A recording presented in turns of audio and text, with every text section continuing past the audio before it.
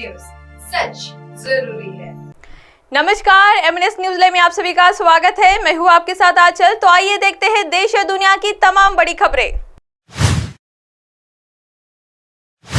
आधी रात 10 रॉकेट हमले और हमास की सबसे खतरनाक फोर्स नुक्बा एलाइट हुए नस्ता नाबूद। इजराइल ने बीते रात जवाबी कार्रवाई में गाजा पट्टी में हमास को बड़ा नुकसान पहुंचाया है। लगातार कई रॉकेट हमले करते हुए इजराइल की वायुसेना ने हमास की सबसे खतरनाक फोर्स नुक्बा एलाइट को नस्तनाबूद कर दिया है। इजरायली वायुसेना ने इस कई वीडियोस भी जारी किए हैं। इजराइल ने इस क्षेत्र को हमास का ऑपरेशन कमांड सेंटर बताया है। इजराइल और फलस्तीनी के आतंकी संगठन हमास के बीच अब आर पार की लड़ाई शुरू हो गई है। हमास जहां इजराइल के लोगों को बंधक बनाकर धमकी देने के साथ मिसाइल हमले कर रहा है, तो वहीं इजराइल ने हमास के खात्मे की कसम खाई है। रातों रात गाजा पट्टी में हमास को बड़ा नुकसान।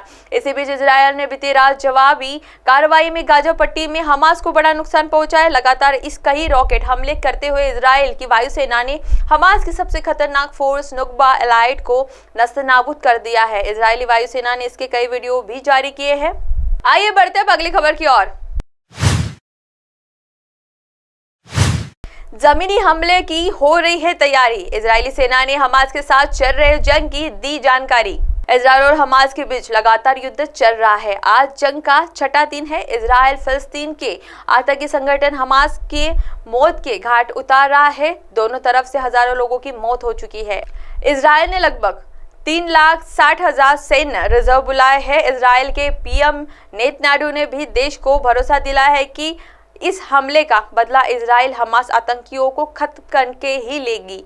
इजराइल और हमास के बीच संघर्ष जारी है। इजराइल के प्रधानमंत्री बेंजामिन नेतन्याहू ने हमास को खत्म करने की ठान रखी है। इस बीच पीएम नेतन्याहू ने बुधवार को विपक्षी नेताओं के साथ मिलकर हमास की आतंकियों के बदला लेने के लिए और युद्ध के दौरान निगरानी रखने के लिए एक वार कैबिनेट बना दिया है। वही इजरायली सेना का कहना है कि वह गाजा में संभावित जमीनी अभियान की तैयारी कर रही है, लेकिन देश की राजनीतिक नेताओं ने अभी तक इस पर कोई फैसला नहीं किया है। लेफ्टिनेंट कर्नल रिचर्ड हैचार्ट ने गुरुवार को संवाददाताओं से कहा है कि यदि निर्णय लिया गया तो सेनाएं जमीनी स्तर पर युद्धाभ्यास की तैयारी कर रही है। इजराइल ने गाजा में लोगों को निकलने की चेतावनी देने के बाद हमास हमले के जवाबी कार्रवाई में तबाही मचाते शुरू कर दिया है। इजराइल जमीनी कार्रवाई भी कर सकता है, जिसके लिए उसके लगभग 3,60,000 रिजर्व फोर्स जुटाई है। आइए बढ़ते हैं अगली खबर की ओर।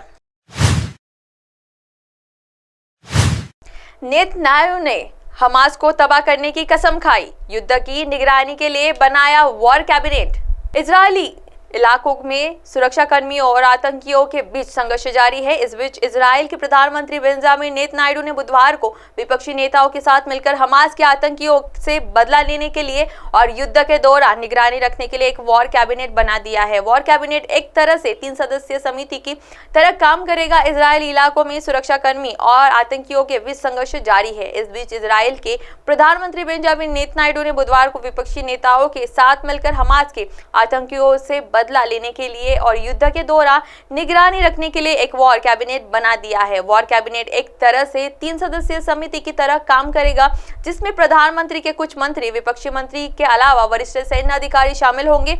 हालांकि वॉर कैबिनेट का नेतृत्व खुद प्रधानमंत्री नेतन्याहू करेंगे। हमास द्वारा इजराइल पर किए गए हमले को लेकर नेतन्याहू ने हमास को कुचलने और तबाह करने की कसम खाई है। उन्होंने कहा है कि हमास का हर सदस्य एक मुक्त व्यक्ति है। अब आप हमारे चैनल को आपके मोबाइल पर भी देख सकते हैं। मोबाइल ऐप पर देखने के लिए प्ले स्टोर से MNS news TV app download करें। इंस्टॉलिंग ट्विटर, हाइकू, फेसबुक और कई सोशल मीडिया प्लेटफॉर्म पर हमारा चैनल उपलब्ध है।